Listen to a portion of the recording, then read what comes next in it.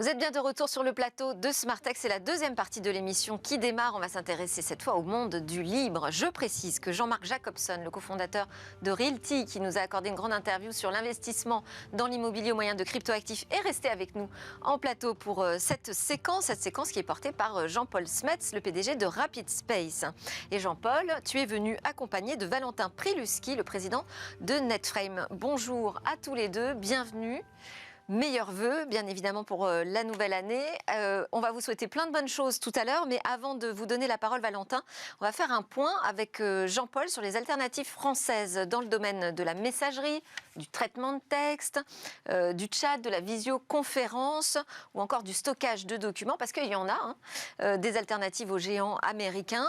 Ça bouge même plutôt pas mal. Il faut rappeler qu'au mois de novembre dernier, le ministère de l'Éducation nationale, en réponse à une question du député Philippe Latombe, a demandé d'arrêter le déploiement ou l'extension des solutions non compatibles avec le RGPD proposé par Google ou Microsoft aux élèves et aux enseignants. Et donc, on en est où là en ce moment, Jean-Paul ? Ce qui est arrivé en France avec l'éducation nationale est en fait aussi arrivé en Allemagne. Donc il n'y a pas d'exception française. Les autorités fédérales en charge de la protection des données personnelles en Allemagne ont également indiqué que Microsoft 365 ou Google Drive n'étaient probablement pas compatibles avec le RGPD. Et tout ça va tout à fait avec ce que décidait la DINUM en 2021, quand elle disait que Microsoft n'est pas conforme à la stratégie cloud au centre de l'État français. Alors, on en a parlé donc dans Smartech. On sait qu'il existe des alternatives, on ne les connaît pas très bien, mais alors peut-être encore moins dans le monde du libre. Il y en a beaucoup ? Alors, en fait, il y en a énormément. D'abord, on a un groupe d'entreprises qui s'appelle les Fab 8, les Fabulous 8, avec Jalios, Jamespot, Netframe, Talkspirit, Twake, Wimi et Waller, qui, juste après l'annonce... Donc, on a un Fabulous en plateau. Oui, l'un des 8. Et le 22 novembre, qui ont rappelé on est là. Microsoft est interdit, mais pas nous. Et pour l'éducation nationale, vous avez 8 solutions françaises. Et on peut ajouter à ça Polite de Tariq Krim également. Oui. Et toutes ces solutions, cependant, en fait, elles sont propriétaires, mais elles s'appuient sur des logiciels libres. Et on avait jusqu'à présent une seule solution qui était 100% libre, qui s'appelle Twake, depuis son rachat par l'Inagora. Et aujourd'hui, la grande nouvelle, c'est que Netframe va devenir la deuxième solution 100% libre des Fabulous 8. Super, donc on va avoir une annonce tout à l'heure détaillée dans Smartech. Merci beaucoup. Est-ce que tu peux nous expliquer quelle différence ça fait du libre propriétaire et du 100% open source ? Alors quand c'est 100% libre, on peut décider de devenir son propre hébergeur, son propre fournisseur de cloud. On peut déployer ça sur son cloud privé sans demander la permission à personne. On peut regarder le code, le modifier, l'améliorer, aller vérifier s'il n'y a pas de backdoor. Quand c'est du propriétaire fondé sur des composants libres, en général, on ne peut pas devenir son propre hébergeur, on ne peut pas déployer sur son cloud privé, on ne peut pas modifier, on ne peut pas valider l'absence de backdoor, sauf si l'éditeur du SaaS est sympathique et a envie de vous aider à devenir votre propre hébergeur ou à modifier le code de sa solution, ce qui n'est pas garanti et ce qu'il n'a pas l'obligation de faire. Et donc, c'est pour ça que c'est aussi intéressant de voir qu'au-delà des Fabulous 8, on a 10 solutions européennes au moins. Je pense qu'il y en a encore plus. Par exemple, en France, on a CryptPad pour la bureautique en ligne. Qu'on utilise d'ailleurs ensemble pour travailler. Oui, c'est bien pour les commentaires. Bluemind pour la messagerie, Cozy Cloud pour le partage de fichiers, Galen pour le web meeting, Office.js pour la bureautique déconnectée. En Allemagne, on a Nextcloud, OnCloud, OpenExchange. En Lettonie, OnlyOffice. Au Royaume-Uni, Collabra. En fait, les alternatives sont tellement nombreuses que parfois c'est difficile de choisir laquelle utiliser. Donc moi, j'utilise Nextcloud sur mon smartphone, Collabra pour modifier mes contrats avec mes clients, Galen quand je dois faire des web meetings sécurisés, Office.js quand je dois travailler dans l'avion et que je n'ai pas de connexion Internet. Et mon entreprise a déjà contribué, soit financièrement, soit par du code, à 3 de ces 4 solutions. Alors, donc on a beaucoup d'alternatives. Tu en es un utilisateur, mais tu connais très bien ce domaine. Quel est le niveau d'adoption réel de ces solutions ? Alors, à part les développeurs et utilisateurs aguerris de logiciels libres, je ne suis pas certain que ce soit hyper adopté, parce qu'il faut aller chercher des tas de composants différents. les assembler, les intégrer pour avoir quelque chose d'utilisable. Et en fait, c'est ce créneau que visent les Fabulous 8, le créneau en fait de la facilité d'usage, de la simplicité. Ce qu'ils font en quelque sorte, c'est un mix des meilleures solutions libres, déjà préassemblées, dans quelque chose qui a un espace de travail d'apparence assez agréable et qui fait que on se branche, ça marche sur le cloud et on peut utiliser sans trop se poser de questions. Mais ce mix est presque toujours propriétaire aujourd'hui. Il faut soit s'abonner à un service de cloud, soit acheter une licence de logiciel. Donc en fait, ce qu'on voit, c'est qu'on a remplacé une solution propriétaire non souveraine, Microsoft, Google, par souvent une solution propriétaire et souveraine, la solution de la plupart des Fabulous 8. Dans cet univers très propriétaire, Nextcloud, c'est un peu l'exception.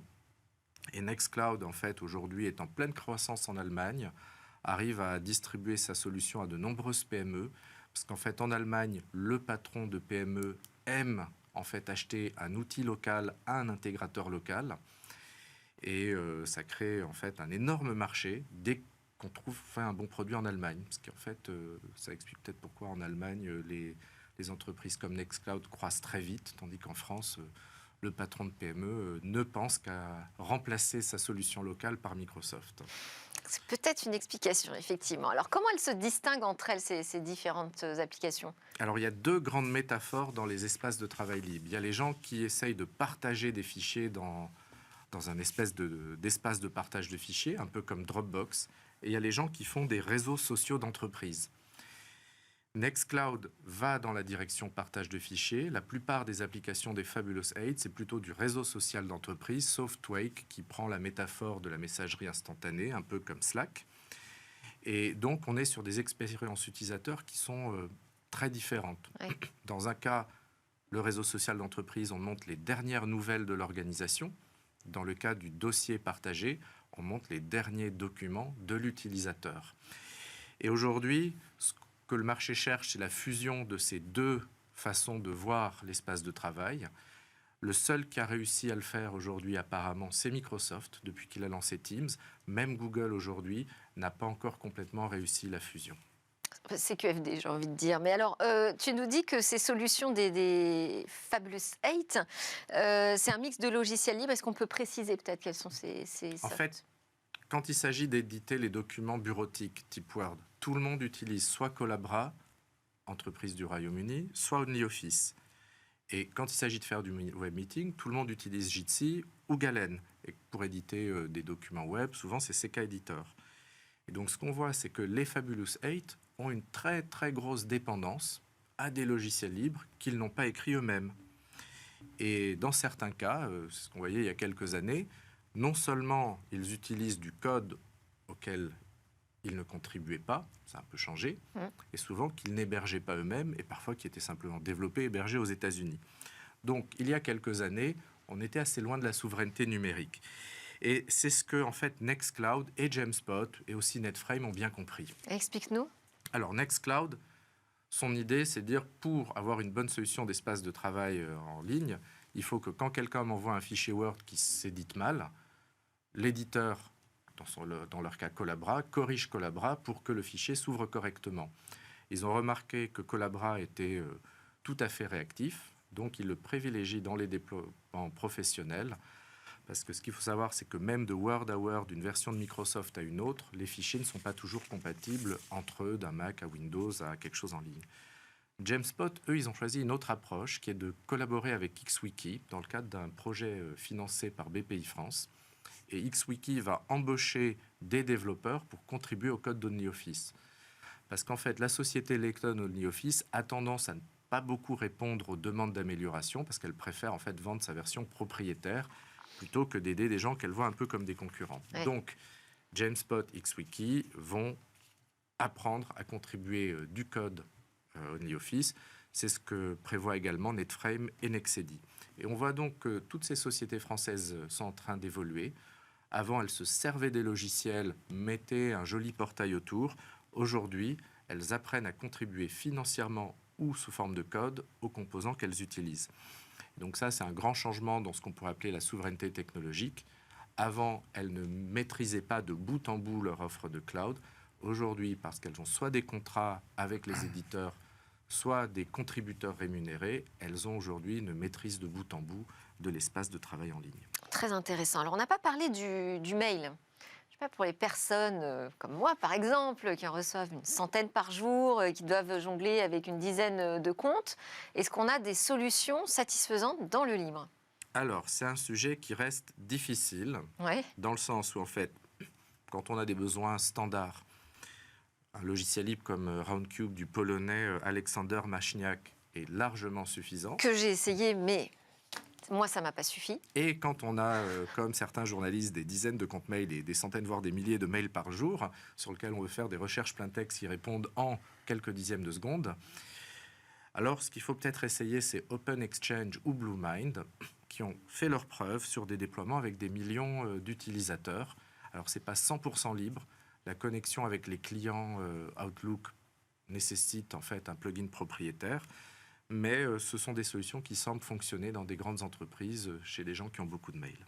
Bon, donc voilà, il faut que j'essaye. Alors, on me dit en revanche que toutes ces solutions, elles n'ont pas forcément la capacité de passer à l'échelle. Alors, moi, ce que je sais, c'est qu'Open Exchange et Nextcloud ont des déploiements en millions d'utilisateurs, chez des opérateurs de télécom notamment. Et ce qui fait qu'elles ont réussi le million d'utilisateurs, c'est que Nextcloud, comme Open Exchange, peu à peu ont maîtrisé la base de données. Et en maîtrisant la base de données, arrivent à passer à l'échelle. Ok, alors moi j'ai noté les bons conseils sur la messagerie, mais quelle serait la suite bureautique alternative aux suites qu'on utilise tous en ce moment et qui te semble être l'offre la plus complète, idéale, à tester dans le monde du libre? Pour moi, elle n'existe pas encore. D'accord. On a des solutions qui fonctionnent très bien pour plusieurs usages différents. La suite idéale, elle devrait avoir la simplicité des produits des Fab 8, la capacité de passage à l'échelle des grandes applications d'entreprise, et il faut que ce soit en licence libre pour qu'on puisse décider où on l'héberge, comment on l'héberge, et qu'on puisse vérifier soi-même s'il y a ou pas des backdoors. Bon, ça fait du travail pour Valentin, ça. Donc, Valentin Priluski, président de Netframe.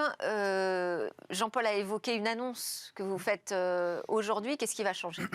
Alors, aujourd'hui, Netframe lance sa nouvelle version, une troisième version, et nous avons décidé de la lancer en open source, en logiciel libre, et donc de rendre disponible tout le cœur applicatif de Netframe courant du mois de janvier. Qu'est-ce que ça change? Ce que ça change concrètement, c'est le chemin vers la souveraineté que décrivait Jean-Paul. C'est-à-dire qu'on a atteint les limites d'offrir une maîtrise à l'utilisateur final ou de vendre une maîtrise à l'utilisateur final par la souveraineté des acteurs ou par le fait que je serai gentil ou méchant. Ce n'est pas suffisant comme garantie de pérennité, de sécurité ou de travail pour avancer vers une vraie maîtrise locale. Alors ça, c'est intéressant, la notion de pérennité, parce qu'on n'en parle pas beaucoup de la résilience finalement des produits. Aujourd'hui, comment est-ce qu'elle peut être davantage garantie par un soft open source que par une solution tenue par un éditeur américain, par exemple? Les éditeurs américains, ils ont le passage à l'échelle.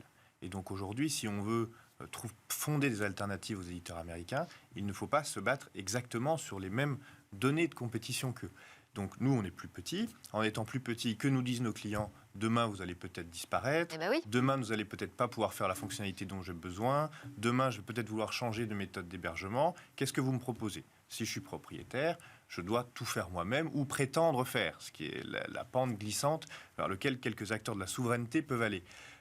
L'autre option, c'est de dire, très bien, nous allons ouvrir le cœur applicatif, nous allons travailler ensemble à faire en sorte que Netframe vive indépendamment de l'entreprise Netframe, que des gens se l'approprient, qu'ils y contribuent et ouvrir aussi les options d'hébergement. C'est-à-dire qu'on va pouvoir proposer d'autres choses que ce qu'on propose aujourd'hui. Ce n'est pas nous qui allons décider exactement de tous les contextes d'utilisation. Et ça amène un autre point que je trouve très intéressant, c'est on change les modes de distribution. Aujourd'hui, si on veut être face aux Américains, on est sur une distribution basée sur le marketing, la publicité, le désir. Bon, ils ont beaucoup d'argent, nous on a beaucoup moins. Si on veut se battre un peu différemment, il faut avoir une distribution où on va essayer d'évangéliser les gens vers l'usage. C'est pour ça que dans un deuxième temps, nous offrons à partir d'aujourd'hui la gratuité pour l'éducation, pour les laboratoires de recherche et pour les associations. Parce qu'il faut augmenter la diffusion de ce que nous faisons, augmenter on va dire, les communautés d'usage, indépendamment du choix de tel ou tel dirigeant d'acheter telle ou telle solution propriétaire. Ah bah, la gratuité, ça c'est un vrai point intéressant parce que justement, le fait que les offres de Microsoft et de Google soient proposées gratuitement dans l'éducation, ça empêchait le marché vraiment d'être ouvert à la concurrence. Sur ce secteur de l'éducation nationale, le truc c'est qu'il va falloir convaincre les collectivités locales parce que c'est les mairies qui décident. Le secteur de l'éducation nationale, il est particulier parce qu'il y a à la fois il y a beaucoup de décideurs, puis il y a aussi une population que je connais bien, qui sont les parents d'élèves, Ouais. et qui sont des clients particulièrement compliqués à satisfaire. Mais c'est pas impossible. C'est pas impossible. Et en fait, ce que l'on va permettre, c'est d'offrir une forme de cloud bac à sable pour que ces gens puissent s'approprier, essayer des outils et qu'ils ne soient pas dans des choix dont ils ont l'impression qu'ils les engagent ou qu'ils engagent des budgets, qu'ils engagent des contraintes, qu'ils engagent des fermetures à la sortie.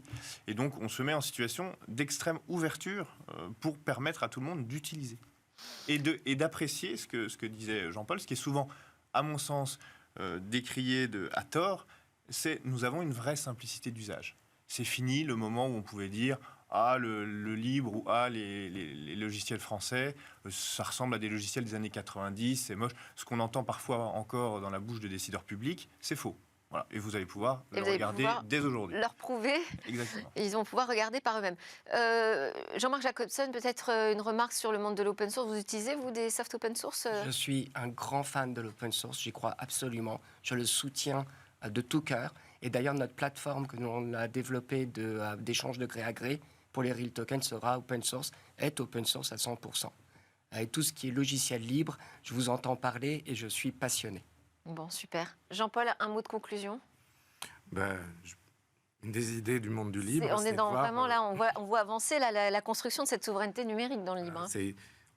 Et surtout, on voit comment des gens qui ne faisaient pas du libre peuvent passer au libre. Ouais. En plus des auteurs qui en fait font du libre, parce que c'est la première chose qu'ils veulent faire, la première fois qu'ils codent, on voit également que des entreprises qui ont commencé autrement qu'avec du libre adoptent le libre pour en fait accélérer leur développement commercial. Je pense qu'on a un bon exemple. Merci beaucoup Jean-Paul Smets pour nous faire découvrir le monde du libre régulièrement dans Smart Tech et nous permettre d'interviewer des invités fabuleux comme Valentin Priluski. On se retrouve tout de suite pour notre séquence Ouvale Web.